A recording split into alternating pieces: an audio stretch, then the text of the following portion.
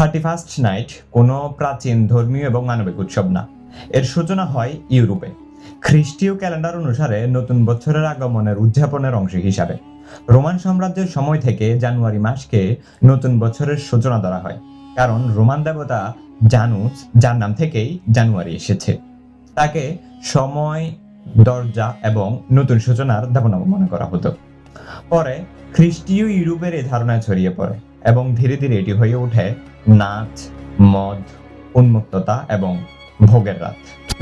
এই সংস্কৃতি কিভাবে আমাদের সমাজে এলো?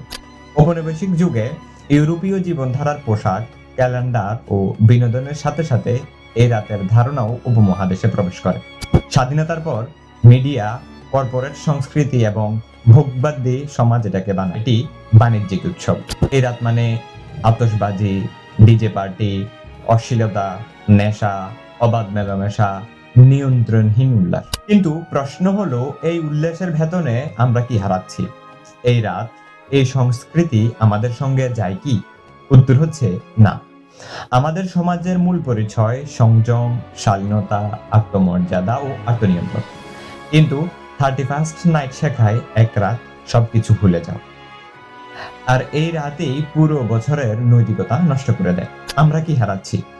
এই রাতে দুর্ঘটনা বাড়ে, ধর্ষণ, সহিংসতা বাড়ে, মাদক এবং সেবন বাড়ে, অসংখ্য মানুষ, অসংখ্য পরিবার কান্নায় ভেঙে পড়ে।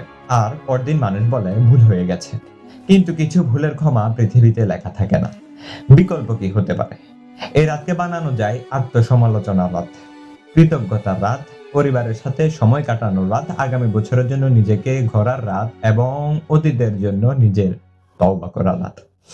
আতশবাজির বদলে আত্মার আলো জ্বালানো, অর্থাৎ নিজের হৃদয়ের আলো জ্বালানো, ডিজের বদলে নিজের বিবেকের আওয়াজ জাগানো।